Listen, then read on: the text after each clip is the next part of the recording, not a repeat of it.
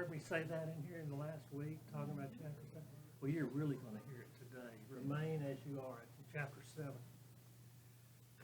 Okay, we will see that the verb to call occurs 8 times in verses 17 to 24. And we're going to be covering 17 to 40 today, so get your track shoes on. We're finishing this chapter, maybe. I'm not promising. Anyway, in 17 to 24, the verb to call occurs 8 times, and the noun call occurs once. So right away you get an idea here. God's calling for something. These are set up by verse 15, where it said that we're being called to peace by God. We're called to peace. The main point is that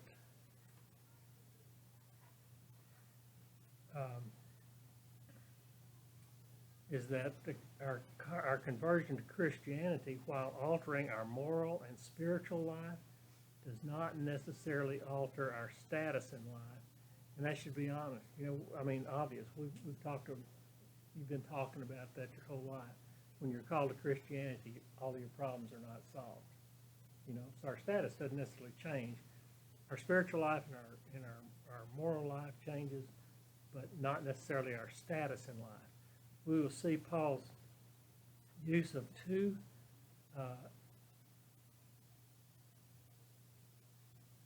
identity markers to illustrate his point. One is the call to be Jewish versus the call to be Gentile.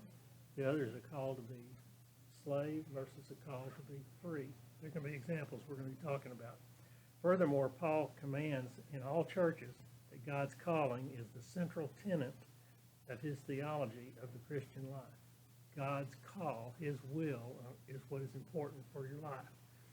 Paul will use these 2 examples, the Jewish Gentile calling and the slave and free calling, as principles to making decisions concerning marriage and remarriage. You can use those as examples to illustrate, as an illustration concerning marriage and remarriage.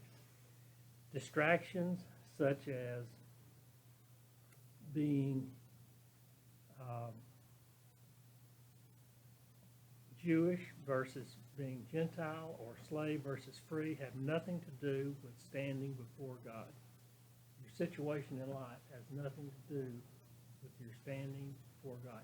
One is not better than the other. God does not look on you with more favor because you are free than he does if you're a slave. He doesn't look at you with more favor if you're Gentile than he would if you're, a Jewish, than he would if you were Gentile. So, and he goes on to say that neither does marriage versus being single. Being single is not better than being married. Being married is not better than being single in terms of your standing before God, the way he views you. Verse 23 is a big verse. I want to read it way before we get to it. Let me read it to you now. Chapter 7, verse 23. You were bought at a price. We've heard this before. Up in one of the other verses. You were bought at a price. Do not become slaves of men. We were bought for a price, so we are owned by God. Remember we talked about that? He owns we were talking about our bodies being united with a prostitute and so on and so forth, and we said that we were bought by a price, so God owns our body. All right? He owns us. We're owned by God. So the Christian is God's slave. We're not to be slaves of men. We're slaves to God. Okay, so that's just kind of a lead-in. So let's look at verse 17. Nevertheless, we have been talking about marriage and getting in and out of marriage and divorce and single versus marriage and all that coming up to this, and we're going to be looking at that in review a little bit backwards as we go through this, so I'm not going to do any review of that right now.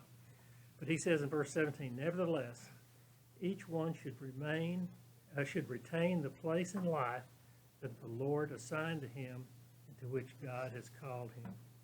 This is the rule I lay down in all the churches. Nevertheless, he says, in spite of all of the foregoing verses, marriage and singleness, regarding marriage and singleness, in other words, all of the remain as you are principles that we've covered is what he's talking about when he says, nevertheless, in spite of all those things, remain in the place in life God has assigned to you. God assigned you a place.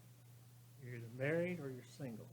You're either Jewish or you're Gentile. You're either slave or you're free. Remain in that status, that place to which you have been assigned. You have also been called.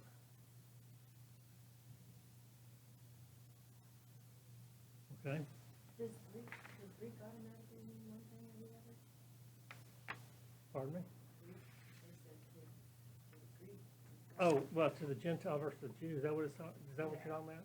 They said, well, and then to the Greek, did Greek automatically mean Gentile? Yep.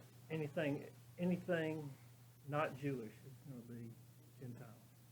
It means you, and it means me. Okay, so if one member in a marriage is called to faith in Christ and the other is not, one is saved and one is not, as in verse 12 and 13, we won't go back and look at it, he should remain in that status even though the spouse is not saved. One is saved, the other is not. He says, stay in that status. He's talking to the saved one. He says, stay in that status. Don't initiate divorce. Stay like you are. Even though if you go to your pastor and say, she's crazy, but she's crazy. Doesn't matter. Stay in that status. If the unbelieving spouse decides to leave, they should be allowed to leave. And he makes 2 points about that. I think it had to do with verse 15. If you go back to verse 15, it said, but if the unbeliever leaves, let him do so. A believing man or woman is not bound in such circumstances. God has called us to live in peace. If the unbelieving spouse decides to leave, they should be allowed to leave. And I say the unbelieving spouse because Paul made it clear that the believing spouse is not authorized to initiate divorce. So if somebody's leaving, it's not the believer. It's the other one. All right? Got to be clear on that. The believer cannot initiate divorce. The unbeliever should be allowed to leave if that's what they want. Is in verse 15. They shouldn't be. You shouldn't force them to stay. That's what we have got to be clear on. You have a believer and an unbeliever married. You get tension in the marriage to the point of the unbeliever saying, I can't take this anymore, I'm out of here. The believer should not feel that he needs to throw a rope around her neck or his neck and hold her there where she can't leave. You can't make them leave. It's like witnessing to somebody. You can't get them down on the ground and scream into their face, Jesus saves, until they say, great, that's what I want. You tell them, and if they don't want it, it's their choice. Same as on this leaving thing. If the unbeliever wants to leave, and you've made other it's not that Paul is saying, great, super thing. You still got to try to maintain a marriage and reconcile, but there can be a time when it comes where you say, okay, that's all I can do. If the unbeliever wants to get a divorce, let them go. If it's officially they want to leave. That is officially what he says. Right. Let them go. And if they get a divorce, so be it. I mean, I'm talking about, maybe we say trial separation. I mean, that's the big thing you say now. Trial separation, they never get back together. Trial separation means we're just not going to divorce yet, and then the divorce comes later. That, Paul says, let that happen. You got this trial separation. He's not saying, great, she's gone. Right. He's saying, God ordained that marriage. Matt's talked about it from pulpit. He says, this is not your chance to get out of the marriage because you're in an institution that God ordained. He doesn't just say, you got a free will. Well, verse 11 says this. Verse 11 says this. But if she does, all right, let's read 10. To the married I give this command, not I but the Lord. That means it's the Lord's command. A wife must not separate from her husband. But if she does, she must remain unmarried or else be reconciled to her husband, and the husband must not divorce his wife. So remain unmarried in hopes that there's a reconciliation. All right. Now we get into the real world situation. It's been 5 years. I waited 5 years. She's not moving. She has no desire to get back. I don't know how God looks at things like that, but I know from the real world perspective, some sweet young thing may just come by, after 5 years or 6 years of drinking coffee together on Saturday mornings, and all of a sudden you got a budding relationship. I don't know what God does with that, but after 5 years, I got a good chance of understanding what's going to happen. He's found another woman, and I can't tell you what the Bible says about that, but I know that the Christian is not supposed to initiate the divorce, but at the same time, the unbeliever can put him in a situation where that's what he has to do. And I don't know how God views that. Let's go to another situation. We talked about Paul in here. Was Paul married or not? I believe there's probably better than a 99% chance that Paul was married. Remember the Sanhedrin? I don't know that I've ever been able to find confirmation of this, but I've always read and heard that a requirement is that a person in that status be married. I also know that Jews, when a member of a family, a Jewish family, becomes Christian, they're thrown out of the family. They're just cut off from the family. That happens today. Today, that happens. So I would say that's a good chance of what happened to Paul. You never talk about his wife. He never talks about kids. But most likely, when he got saved, his family disowned him. I'm guessing that with pretty high degree of certainty. And that's the situation you're talking about. This guy is in a marriage, equally yoked people, but both unbelievers. They were equally yoked, but they were both unbelievers. One becomes a believer, and they're in a culture where that's not accepted, right? Is that what you're saying? His getting saved did not affect his status in the marriage. He still loved his wife, but she says, "I can't be married to you. I can't live with you." She didn't say, "I can't be married to you," because she didn't initiate the divorce. She said, "I can't live with you." So that's what's dealing with here. You're talking about two people that are married. The Christian can't initiate divorce, but at the same time, we're talking about the real world. Okay, one other thing here. He says, I'm not saying people should not try to stay together and reconcile. That's not what I'm saying, and that's not what the Bible is saying. Paul is saying they should. Okay, I am saying that particularly in light of 2 Corinthians, where I never have understood why Paul didn't put that verse in 1 Corinthians. But 2 Corinthians 6:14 says this, and I'm just going to read it because we've talked all around it. 1 Corinthians 6:14 says this: do not be yoked together with unbelievers. For what do righteousness and wickedness have in common? Once that divorce is final, the question is, should you still be trying to reconcile a marriage? The marriage is gone. The divorce is final. And I think that puts the believer back on a turf where he needs to be considering whether he should be yoked with an unbeliever or not, which means he should not be pursuing his ex-wife. That's what I think. Mm. The divorce is final. Now it's like you're starting over now. And I don't know if that's true. That's just the way it seems to me. If there is no peace, that in this verse that we're called to peace, if there is no peace, sin abounds, and children. This is something else I want to talk about. It's not in these scriptures I'm talking about, but it's part of the family and it's part of the consideration. If you've got children in the mix, it changes everything.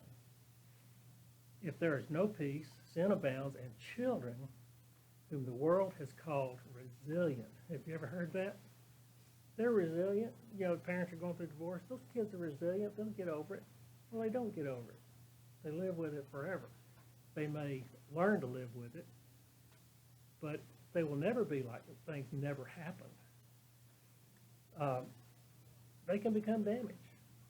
So staying together, trying to reconcile that irreconcilable marriage, may damage those kids.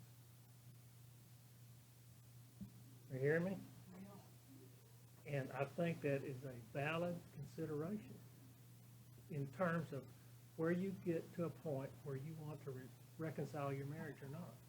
Where you say, these kids, man, they're going through a lot. They're hearing us scream at each other. They're hearing you talk about reporting me to be abusing you. Getting the cops out here. You think that's good for my kids to see? It gets to a point where you have to consider your children in terms of whether they really are resilient, whether they really do have the power to come back, from this, and be able to live as functioning children people throughout their life. Because children can get damaged to a point where they can really be affected in their schoolwork. When you're trying to reconcile a marriage, it can be to a point where you're saying it's not going to work, but I'm going to keep trying, but you need to look at everything. And I say that for a specific reason, cases that we know about. The theory for two believers is that they should be able to work things out. Paul is not saying that a believer-non-believer marriage should stay intact at all costs. He doesn't say throw a rope around their neck and do not let the unbelieving spouse leave. That is not what he's saying. It hurts when you've been through this, it hurts to talk about it in these terms. Ben's going through it. He's already been through it. He's at a point where he needs to hear some of this stuff and accept it for what it is. But he has to work through it. At the same time, he has to get to a point where he can say, I see what you're saying. So I see things this week, I see things in a different light than what I've ever talked to him about before. What we're always hearing is that really divorce is not allowed. That is not true. Paul gives all kinds of room for divorce in these scriptures. But he also says you're living in an institution that is ordained by God. You don't have an out because she's crazy or because he's crazy. You can't get out of it for that reason. You can only get out of it if it's just irreconcilable. If real hurt and damage is coming out of it. But even then, the Christian's not supposed to initiate it. But sometimes in a case like what you're talking about, he really ends up with no choice and knowing that God will forgive him. Because we do know that we will be forgiven. But at the same time, we have a set of guidelines that we have to live by that the non-believer doesn't have. That's what we need to realize. It's a term which we're going to see later in the scripture that has to do with God's will. And we're going to see it as we go on, so I don't want to talk about it now, but there's more to it. It's not an absolute, you can never divorce. Well, I think what you're saying is very important from the standpoint of how important these scriptures are to us, to the people in this room. You're not going through it. I'm not going through it. Nobody in here is going through it. But you've already given two examples of people you know that are going through it. You know of one other one that's going through it. It's good for us to know what Scripture says if you want to counsel, if you want to use that word, counsel somebody else. Big deal, what they're going through. Okay, verse 18 to 20, let me read those verses for you, to you. Was the man already circumcised when he was called? He should not become uncircumcised. Was the man uncircumcised when he was called? He should not be circumcised. Circumcision is nothing and uncircumcision is nothing. Keeping God's command is what counts. Verse 20, each one should remain in the situation which he was in when God called him. Each man should remain in as he was when God called him. We've been talking about marriage and getting out of marriage. Remain as you were when God called you. We're going to talk about this there's 3 instances in these scriptures that we never hear about. When Paul says it is better for you to be single, he's not saying it's better for you to be single because single is better. He's saying, and we're going to see it, it's better for you to be single because the encumbrance of marriage is going to be an additional distraction that you wouldn't have in terms of your work for the Lord, because Jesus is coming soon. He doesn't say it in those terms, but he uses terms like the present crisis. We're right on the verge of seeing that verse. He says this world's in the state of passing away. He says one other thing. What was the other thing he said? Well, there's 3 different instances where he talks about things. We're going to see them when we come. It's not an absolute always single is better. It's single is better because we have got work to do for the Lord. And if you're married, we're real close to getting to that verse. If you're married, you're going to have an additional distraction because you've got to please your wife, or the wife has to please her husband and please the Lord. So her time is going to be, her time or his time is going to be divided because he's married. And there's nothing wrong with being married. It's an God-ordained, designed and ordained institution. God wants us to be married. But he also says being single is a gift and being married is a gift. He said that in one of the verses we talked about last week. That's not a gift where you can be single and as a man and you have a woman that you can just sleep with anytime you want to. It's not that kind of gift. He said, made it plain that that gift is a gift if you can maintain your self-control. Because there's only 2 kinds of sex outside of marriage. From Paul's standpoint and any standpoint you want to take in the Bible, and that is, if you're married, it's adultery, and if you're not married, it's sexual immorality. There is no other kind of sex outside of marriage. And he said, if you can't control yourself, it is better to be single. Maybe if you can control yourself, because Jesus is coming. But if you can't control yourself, you need to get married. He makes that very, very plain. We're going to talk about more as we get to it. So he goes into these 2 examples about circumcision and uncircumcision. He's talking about Jew and Gentile. He always uses those terms, but it's obvious that he's talking about Jewish. He's talking about circumcision. And the other example is slave versus free. Did I read that verse? 18 to 19. Hey, let me read it again. Was a man already circumcised when he was called? He should not become uncircumcised when a man. Was he Jewish when he was called? Can he become un-Jewish? Not in terms of being uncircumcised. He can't. Was a man uncircumcised when he was called? He cannot be circumcised. He should not be. Circumcision is nothing, and uncircumcision is nothing. Keeping God's commands is what's important. So, if you're Jewish, if you are a Gentile, here's the thing. We've been talking about single and married. Now he's saying, if you are a Gentile, do not seek to become Jewish. And if you are Jewish, do not seek to be Gentile. If you are slave, do not seek to become free. And if you are free, do not seek to become slave, because your status before God does not change. He will not love you more because you're Jewish than if you're Gentile. He will not love you more if you're free as compared to being a slave. He will love you the same.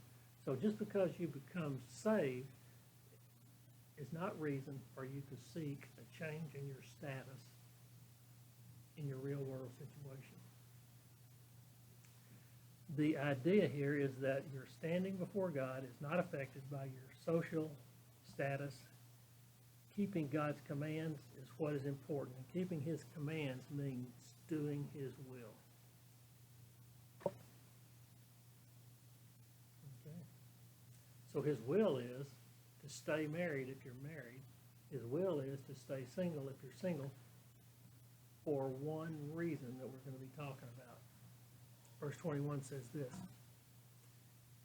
This gets kind of hairy and complicated because you don't get the end. You need to read the end of the book, end of the chapter first before you read the first part of the chapter. Verse 21 says this. Were you a slave when you were called? Don't let it trouble you, although if you gain your freedom, do so. If you're a slave, and you get a chance to be free, are you going to do that?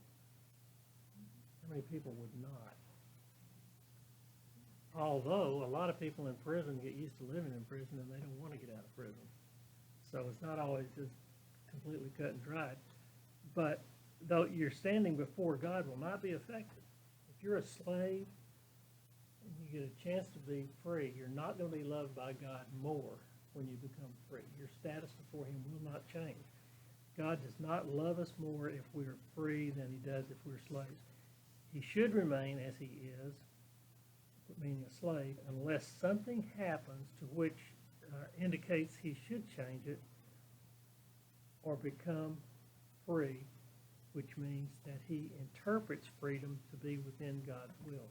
So he's a slave who gets a chance to become free. Should he do it? You're saying, well, if I was a slave, I would jump at the chance. Paul's saying, not so fast. Is that within God's will for you to be free? When we think about free, slaved and versus free, we think of the way slavery was here. They were treated better and once they paid some degree terms or Over there, in these days, yeah. And there are even pathways to citizenship, I think, for slaves Yeah, it wasn't. in some cases. It wasn't necessarily, I mean, here, it was in most cases, it was an intolerable situation. Everybody would get out. But then when they got a chance to get out with the Emancipation Proclamation, they were just dumped out on the streets and then they had nothing. Nobody to take care of them, no way to get a job. They had nothing but mistreatment to look forward to. Probably at least as bad, if not worse, than what they were living with. So, But there, if you were a slave, it didn't affect your future, or did it? where here? Here, yeah. Did it affect your future as much? I don't know. I just think of it in terms of slave versus free, meaning your life is controlled by somebody else versus a situation where it's not. You know, if you're a slave, your life is not your own, no matter how good your conditions are that you're living in. You're going to have limitations that are put on you. And Paul is saying you got that situation that you're living in with limitations put on you, and somebody's just going to give you a chance to have all those limitations removed. You ought to do that. Paul's saying, maybe not. You got to evaluate God's will for you. And he's putting this in the context of being single versus being married. You're single, and you have a chance to get married, should you do it? And you're married, and you have a chance to be divorced, should you do that? Well, you might, that's what we've been talking about, but you don't have the option of initiating the process.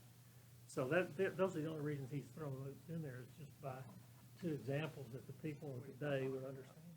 In verse 23, I've already read, I'll read it again, but he says, you were bought at a price, do not become slaves of men. In the context of slavery, we have been bought at a price, and therefore we are owned by God. And we have been bought and brought out of slavery to sin. When Jesus paid that price on the cross and we accept him on faith, he bought us. He bought us, physically bought us, emotionally bought us, spiritually bought us, and paid the price for our sin, and that took us, it paid for the price of our sin, and it took us out of being a slavery to sin. He first takes the spiritual as the context. We have been bought out of sin, and therefore we are free from it, indicating that it is God's will for us to change. When he said you've been bought at a price, it is God's will for your spiritual state to change. That is his will. That's why he did it. He wants you to accept him, and in so doing, your spiritual status will change. But then in 24, he switches to a physical side of things. Verse 24 says this. So he was talking about spiritual, now he's talking about physical. Brothers, each man is responsible to God, as responsible to God, should remain in the situation God called him to. The spiritual, when you're called, your spiritual status changes. It's like what you're talking about. Your heart changes, your mind changes, everything changes. But on the physical side, he said, as responsible to God, should remain in the situation he's called to. Your physical status doesn't change. If you are married to an unbeliever when you get saved, you are still married to an unbeliever after you get saved. If you are single and you get saved, you are still single after you get saved. Nothing changes on that. Your physical situation does not change when you get saved. But since we are responsible to God, whenever his will changes for us in the situation we are in, we should seek a change to it. So if you are married when you get saved, and your wife says, I'm not going to be married to a Christian, I can't stand it, I just can't stand it, I'm leaving. He tries to reconcile with it. Can't. She files for divorce. He says, fine. Not what I want, but if that's what you want. The Bible says I have to let you go. So his will for your life has changed. His will was for you to stay in the marriage because he ordained it. He defined it. He wrote the rules for it. He wants you to be in it and stay in it. But at the same time, Paul says, when the believer wants to leave, you got to let her go. So he's changed for your will. His will for your life is no longer to stay in that marriage because he's provided a way for it to change. Now she's left, so now what is his will for your life? Okay, 25 to 40 is another section. It's kind of a long section, but it's, I don't know if we'll get through it or not, but let me read it. It says, the subtitle is concerning virgins. 25a says, the first part of 25 says this, now about virgins. You would not think that Bible commentaries could think of any other way to define virgin than other than the way you think of what it is. And it is not talking, when I'm getting ready to tell you, it's not talking about changing the definition of the word virgin. It's talking about who the Bible is talking to about virgin. Okay, we got two or three different choices. And I'll just tell you real quickly what they are. One is talking to the man who is responsible for his daughter who is a virgin. I think that's the New American Standard. Does yours talk about a virgin daughter? Just virgin, not concerning virgin. Okay. Yeah. All right. You started at about 25, right? Yeah. Yeah. What- Yeah. There may be another place down there. Not concerning. Says 36 to 38, if anyone thinks he's not treating his daughter properly. That's just in the Okay. bottom section. Okay. That's what we're talking about. See, that's Or his di- virgin daughter, 36. you're talking about his virgin daughter, so it's talking to him. He's the one responsible for whether his daughter's going to get married or not. Okay. Another way of looking at it is, and this was the big one. This was the HCSB, the NIV, the ESV. I think even the King James and the New Revised Standard Edition talks about a betrothed virgin. That's like Joseph and Mary. Remember, they were not married, but they were betrothed in the beginning. Okay, they were betrothed. They were pledged to each other. And that's the context that we're gonna pursue in these verses, where there's another man in the situation, and this woman is, they're betrothed to each other. I think I've used that term right, okay? They're pledged to each other. That's why we're gonna look at this. Okay. But the end result is you get to the, it's like when we started this chapter, I told you there was a bunch of different interpretations, translations, and the way you go about reading these verses, but you end up at the same place.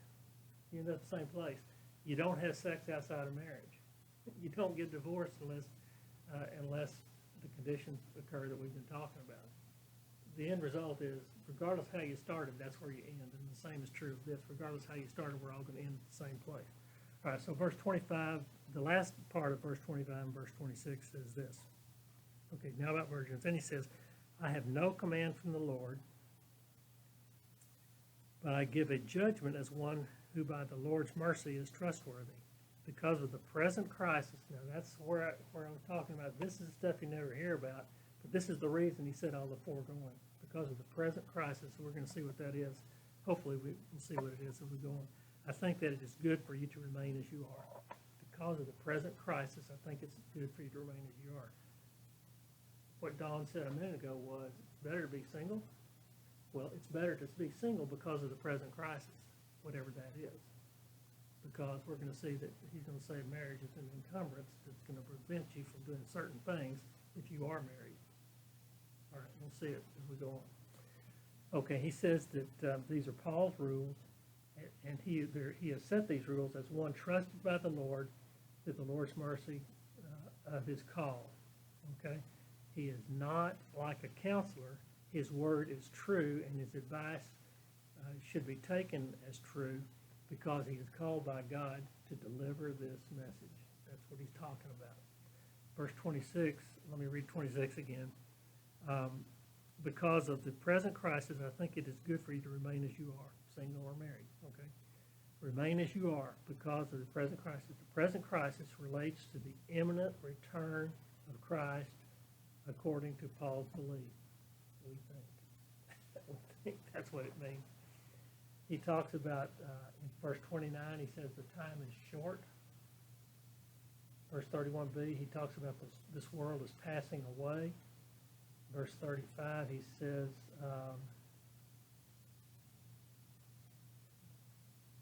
that marriage is a distraction from the Lord's work in the gospel.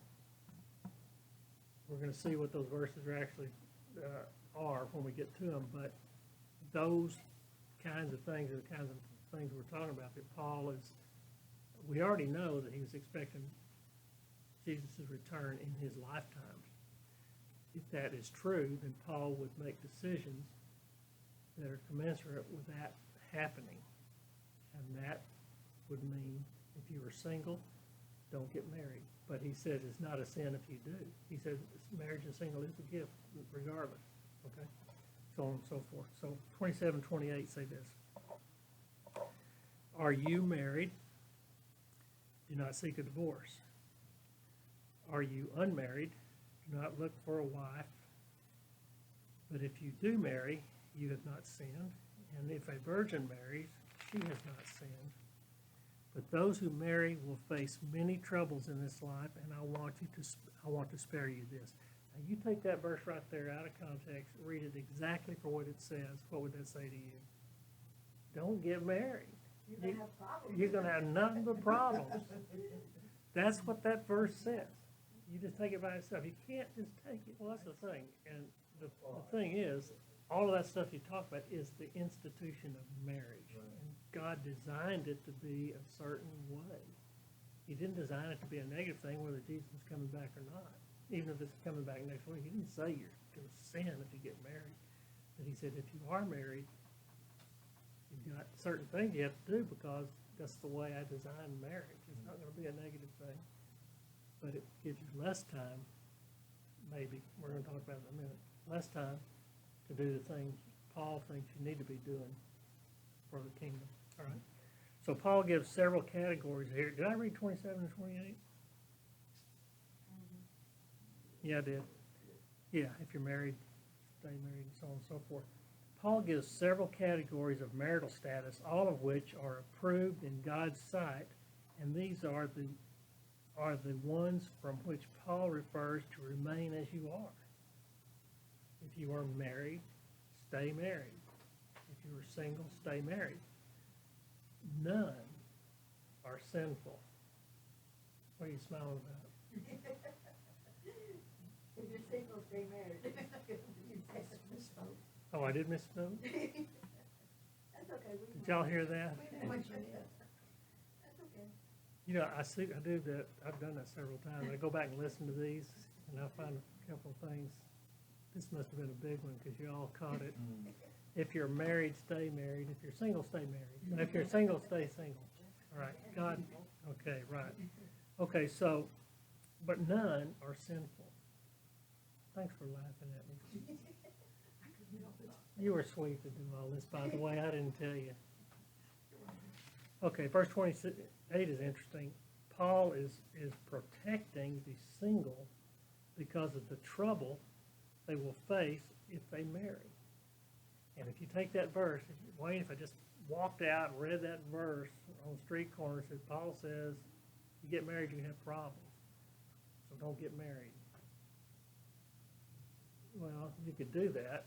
And a lot of people say, see, I told you. Well, that's not what he's talking about. The trouble comes not from marriage itself, but as a result of marriage in the present crisis. You got this crisis going on, this crisis of getting the kingdom work done to get people saved, to present the gospel, all those kinds of things that Paul's talking about, before Christ comes back. That's the crisis. He's coming. We've got all these people that need to be saved. Marriage is going to distract you from full-time Christian service. The problems normally associated with marriage are compounded by the added stress of the present crisis. Verse 29-31, Paul has just said again to remain as you are. In other words, in whatever status you have been called by God. He continues with this, remain as you are now. All right, so rather than read all those together, I want to look at the middle section first. I want to start with, we're going to be doing 29-31, but I want to start with 29b and read through the first part of 31, 29b to 31a. Let me see if I can tell you where we're starting. 29b, right after where he says the time is short. From now on, those who have wives should live as if they have none. Those who mourn as if they did not. Those who are happy as they are not. Those who buy something as if it was not theirs to keep. In the verse 31, those who use these things of the world as if not engrossed by them. Those are the daily things of life, the daily situations of life. He says,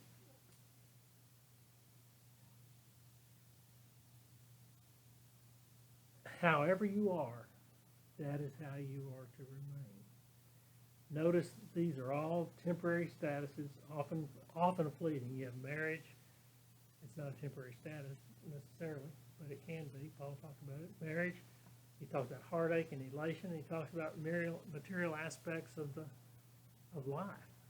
And then he goes to now I want to look at the first part of 29 and the last part of 31. Let me read that. The first part of 29 says, what I mean, brothers, is that the time is short. Because it is short, treat your life like these things, as if things are temporary. Then the last part of 31 says, for this world is in its present form is passing away. For this world in its present form is passing away. Because the time is short and because the world is passing away, treat these other things as temporal. They're not important in the eternal scheme of things. Yes, right. Paul says the present crisis is looming. That is, the normal circumstances of life are temporary at best, and they are presently passing away. The only thing which is important and which has lasting value is pleasing God, and Paul says that is more easily done in the status to which you are presently called. Don't worry about changing it.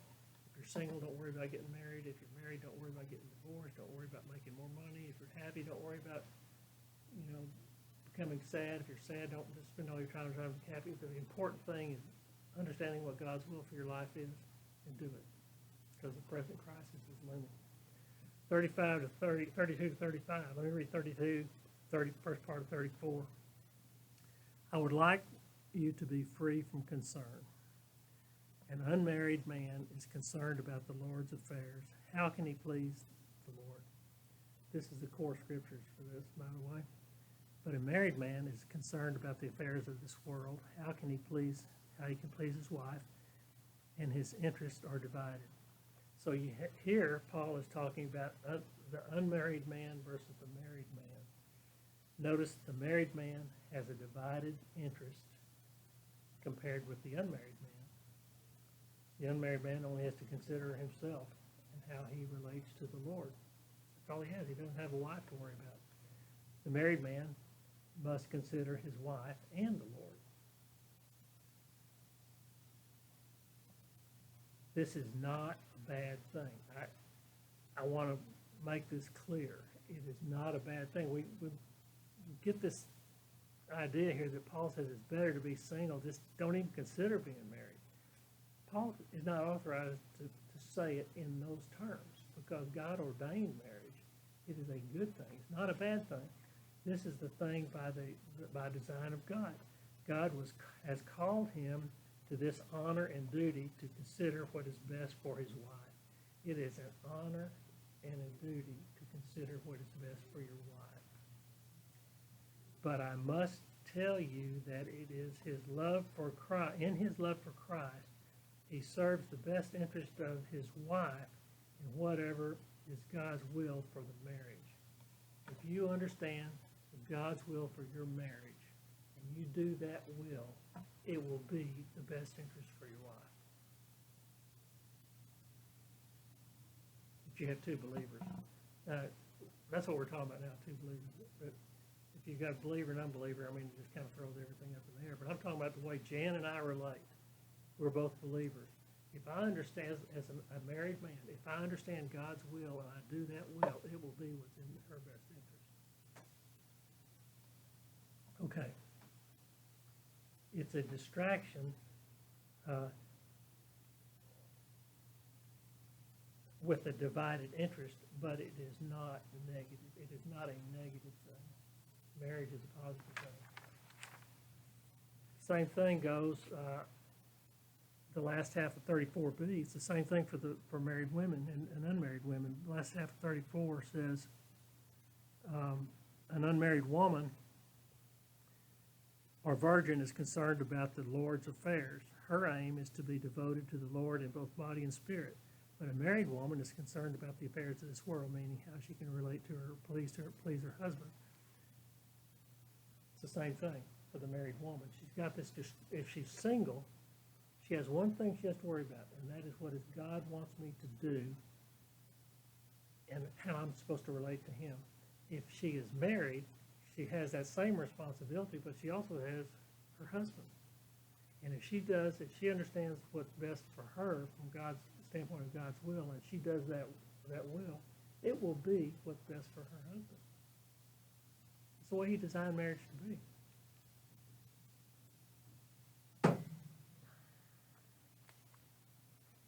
Here's what I wrote about it. As love turns to marriage, man, as spiritual leader of the family, is bound to love his wife as Christ loved his church. Christ always does what is in the best interest of his church, meaning always doing what is consistent with the will of God.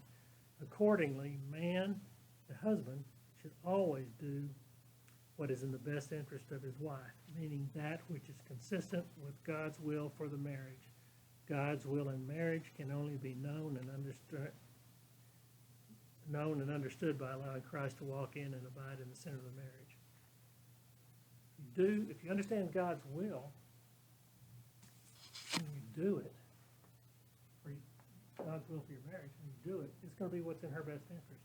And the same goes for her. If she understands God's will and does it, it will be what's in the best interest for her husband.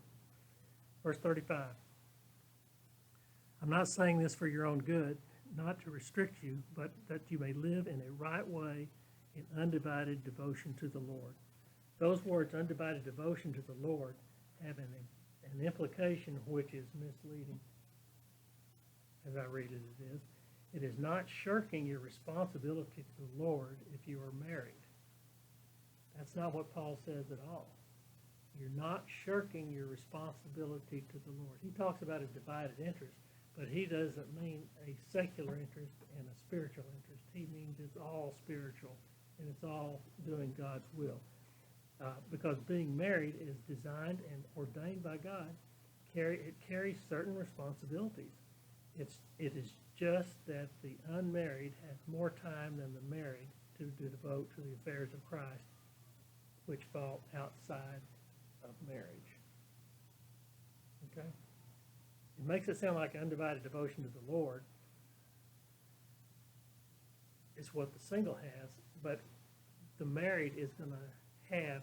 It's not a divided devotion to the Lord that the married has. Because it makes it sound like it's a spiritual side and a secular side. It's all spiritual. It's all devotion to the Lord. It's just that there's certain responsibilities that go with marriage that the single doesn't have. Okay? Not a negative thing. You read this and start thinking it's a negative when it's not. He said if you're married, you understand. That's what he said in one of the other verses. 36, 38. I wrote, pay close attention to this. Let's see why I wrote that. If anyone thinks he is acting improperly toward the virgin he is engaged to, and if she is getting along in years and he feels he ought to marry, he should do as he wants. He is not sinning. They should get married. This relationship a man has with the virgin, any stretch of the imagination, sexual immorality is not in the mix. Though they may burn with passion, as in verse 9 it says, both he and she are in full control of themselves, as in verse, I got verse 5, I don't think it's the right verse. Anyway, it talks about burning, full control. Yeah, verse 5 it was, burning, full control. Anything other than this would require marriage to avoid sexual immorality. You have a man and a woman, both unmarried. Here it calls her a virgin, but they're unmarried. And he has resolved in his own mind not to marry. Means that he is in full control of his sexual urges, and she is in her full control of her sexual urges, and they do not have a sexual relationship. If they are not in control, they should get married. He said that before, he says it again. All right, 39 and 40. Did y'all understand that? Just because you're single and you have a relationship, you could live together. Like brother and sister live together. And Paul would say there's no sin in that. There's nothing wrong with that, right? You got to think about it. I mean, it's, you ever see three couples? And you'd say, well, it really can't happen. Well, if it can happen, and it does happen, then it's okay. But if there's something going on behind closed doors, then it's not okay, even if you don't know about it. It's your neighbors and you don't know. It's still not okay. 39 and 40. Let me read 39. A woman is bound to her husband as long as he lives. I think we are talking about a believing woman here, a woman who is a believer. A woman is bound to her husband as long as he lives, but if her husband dies, she is free to marry anyone she wishes, but he must belong to the Lord. You have a believing woman bound to her husband for life, and he dies. She can remarry again, but it's got to be to a believer. And it goes back to that verse in 2 Corinthians. Do not be unequally yoked. I think the same thing applies to the believing man who is divorced by, or divorces, the divorce comes about with the unbelieving woman, he is back to the point where the next woman that he marries, whether it's the one he divorced or the one that he meets, needs to be a believer. And if she's not the one he divorced, is not a believer, I mean, I think he's back on the ground again. The one that you're going to marry, if you're a believer, the one you marry needs to be a believer. And it's clear here that that's exactly what is being said. Verse 40 says that, oh my, I'm so sorry. Verse 40 says this, in my judgment, she is happier if she stays as she is. And I think I too have the Spirit of God. Paul clarifies that everything he tells us then, he offers through the leading of the Holy Spirit. That's everything. That's all I got.